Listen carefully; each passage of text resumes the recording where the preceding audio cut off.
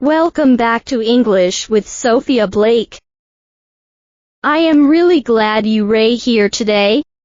This episode is about confidence, but not the kind people usually talk about.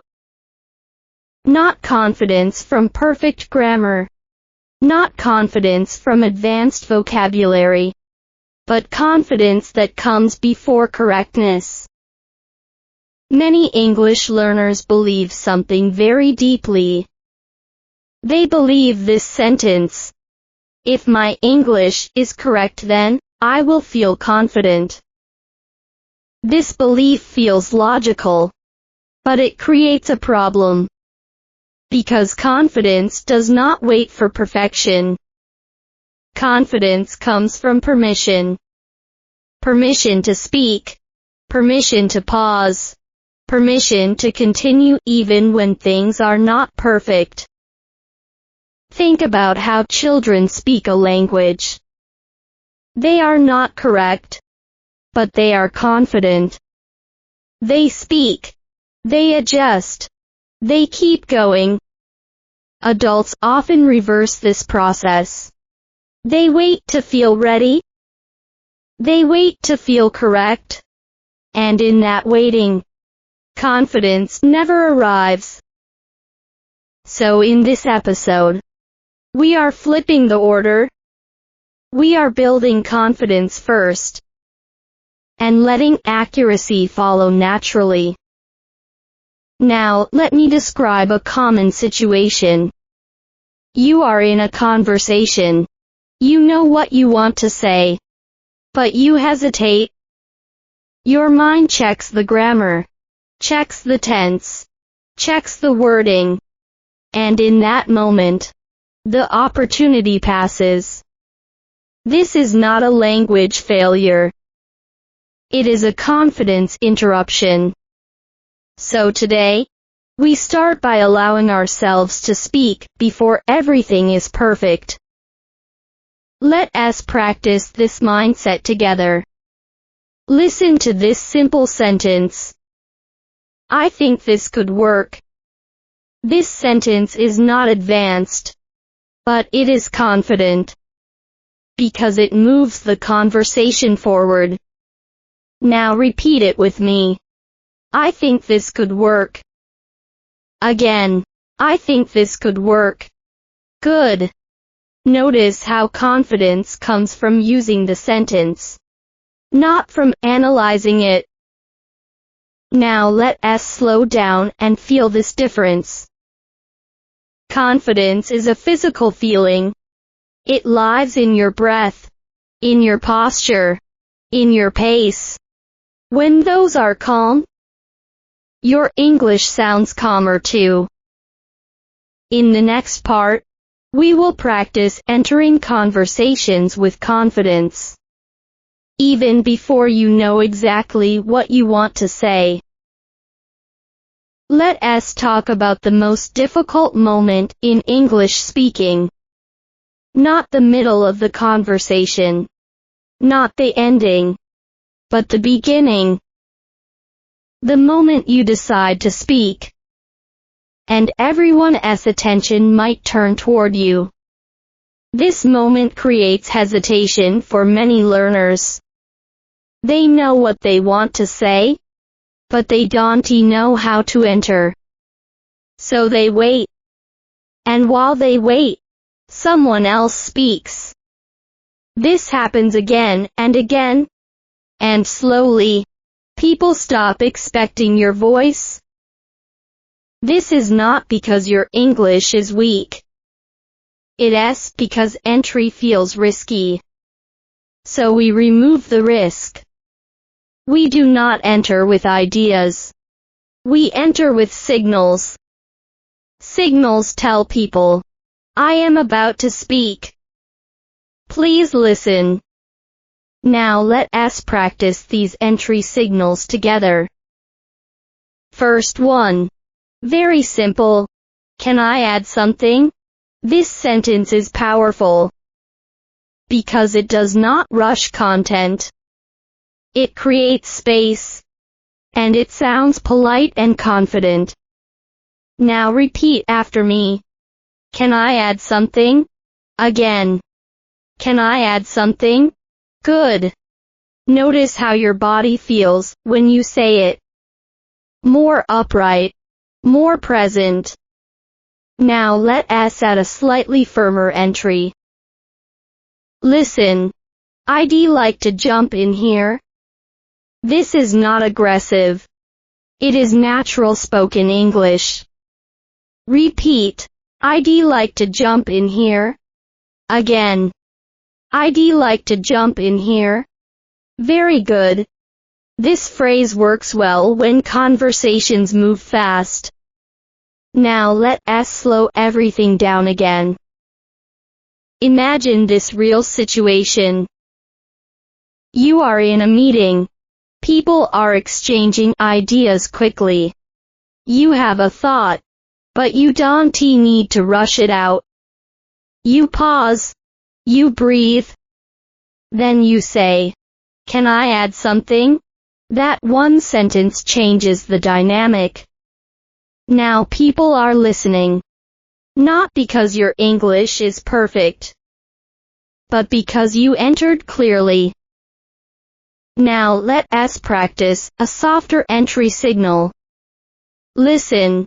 One thing I'd like to say is, this sentence buys you time, and it organizes your thoughts. Repeat after me. One thing I'd like to say is. Again. One thing I'd like to say is. Excellent. Now, notice something important. You haven't said your idea yet, but the conversation has already shifted toward you. That is confidence. Before content. Now let us connect this to real-life practice. The goal this week is not to say something impressive. The goal is simply to enter. Even one short sentence. Once per conversation. Because once you enter, the rest becomes easier. In the next part, we will practice continuing your idea calmly, so you don't lose confidence after the first sentence. Many learners feel confident right up until they finish their first sentence. Then something happens. There is a small silence. And suddenly, they feel exposed. Their mind asks, "What do I say next?" This is the most fragile moment in speaking. Not because your English is weak, but because you don't get trust the space. So today, we train what comes after the first sentence. Let us slow this moment down together. Imagine you just said, "I think this could work." That sentence is finished. But your turn is not over. You don't need to rush into details. You don't need to defend yourself. You just need a bridge. A bridge keeps you connected to the conversation. Now let us practice a very simple bridge phrase. Listen. And the reason is. This sentence does something important. It tells your listener, there's more coming. Now repeat after me. And the reason is. Again. And the reason is. Good. Notice how this changes the moment. You are no longer finished. You are continuing. Now let us combine the first sentence and the bridge. Listen carefully. I think this could work. And the reason is. Repeat.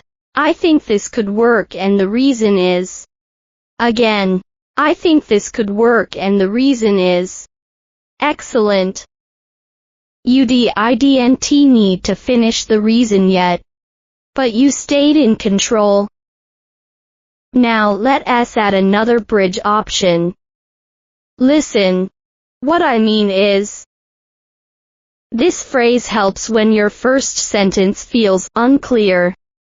It gives you a second chance. Repeat after me. What I mean is. Again. What I mean is. Very good. Now combine again. Listen. I think this could work. What I mean is. Repeat. I think this could work. What I mean is. Again. I think this could work. What I mean is. Excellent. Notice something important here. You are not filling silence randomly. You are shaping it. This is what confident speakers do. Now, let us talk about the emotional part. After your first sentence, your body often wants to escape. You feel exposed. You want to stop. So you must decide to stay. Staying does not mean speaking fast. It means holding your ground. Now let us practice one final flow. Listen and repeat at a calm pace. I think this could work and the reason is it fits our timeline. Repeat. I think this could work and the reason is it fits our timeline. Again. I think this could work and the reason is it fits our timeline. Very good. Now pause for a moment. Feel the difference. UDIDNT rush. UDIDNT freeze. You stayed. That ability to stay is what builds real speaking confidence. In the next part, we will practice handling reactions from others without losing your calm or direction. UV entered the conversation. UV shared your first idea. Now comes the hardest part. Someone responds to you. They may agree.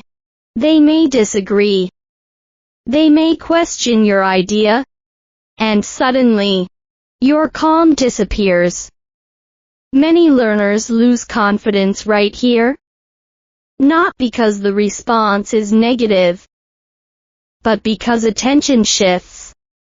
You feel pulled into reaction mode, instead of staying grounded.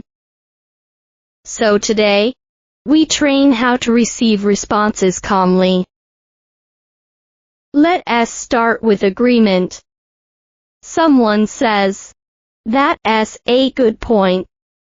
Many learners rush to continue. They speed up. They over-explain. But calm speakers do something different. They acknowledge first, then continue. Listen to this response. Thanks. What I'd like to add is.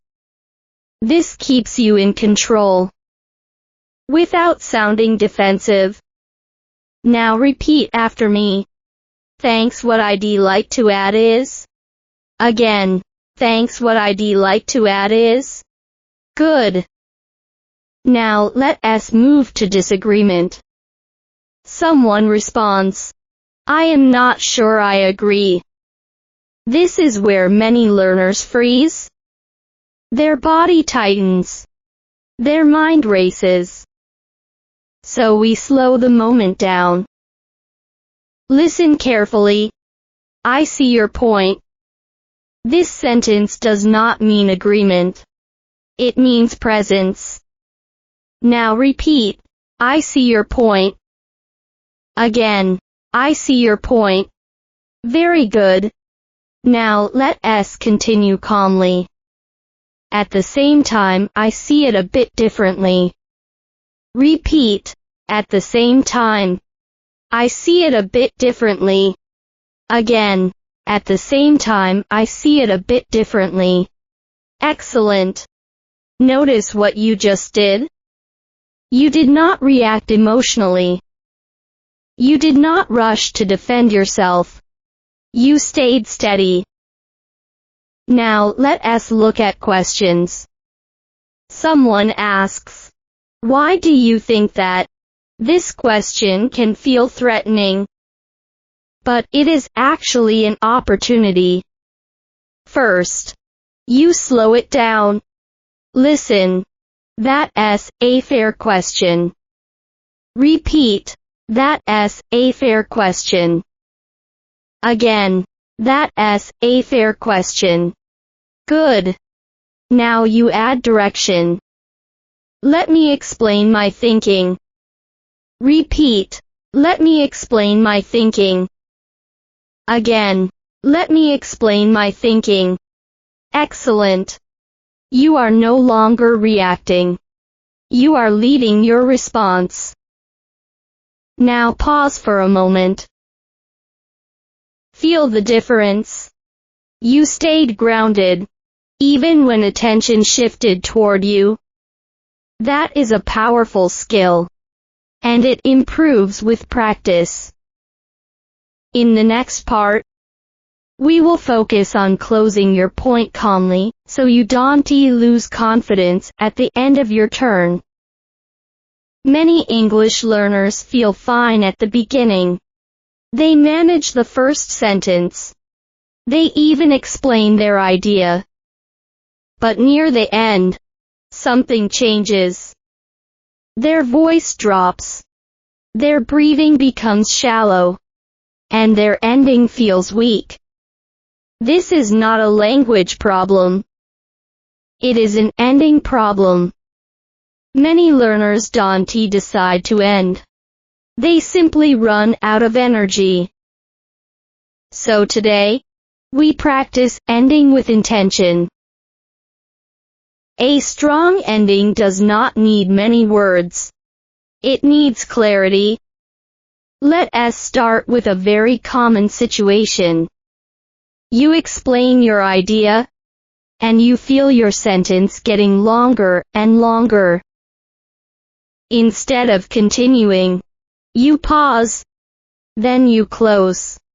Listen carefully. That's my main point. This sentence signals completion and confidence. Now repeat after me. That's my main point. Again.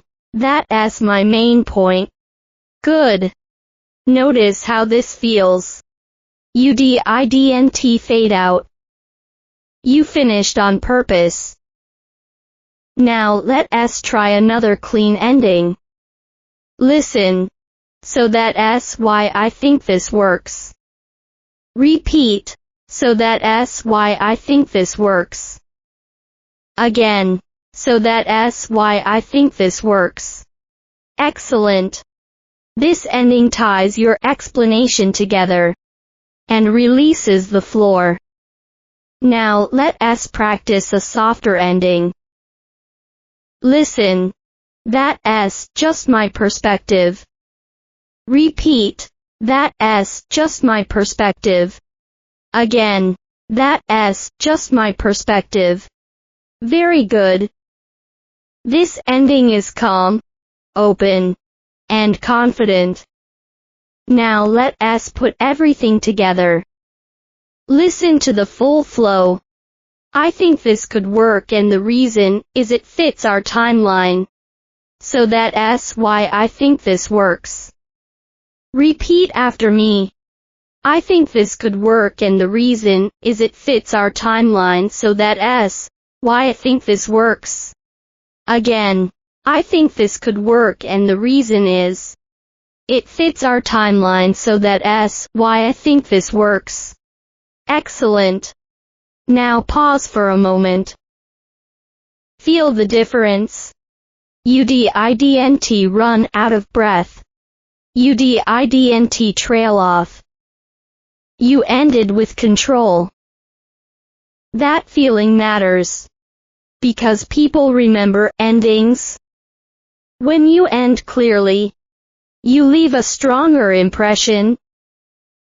In the final part of this episode, we will bring everything together and practice a full confident speaking flow from entry to ending. Before we begin the final practice, pause with me one last time. Take a slow breath in and let it go naturally. This is where everything comes together. Entering the conversation, holding your space, continuing your idea calmly, and closing with confidence. Now imagine this real situation. You are in a meeting. The discussion is moving fast. Several people are sharing ideas. You want to speak. Not to impress, but to contribute. You don't rush. You don't interrupt aggressively. You pause. Then you enter. Can I add something? Notice what happens. People turn toward you. The conversation slows slightly. Now you begin your point. I think this could work. You don't stop there. You stay with your idea.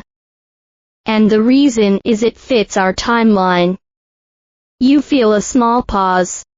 But you don't panic. You use it. So that's why I think this works. Now someone responds. I am not sure I agree. Your body wants to react. But you stay grounded. You acknowledge calmly. I see your point.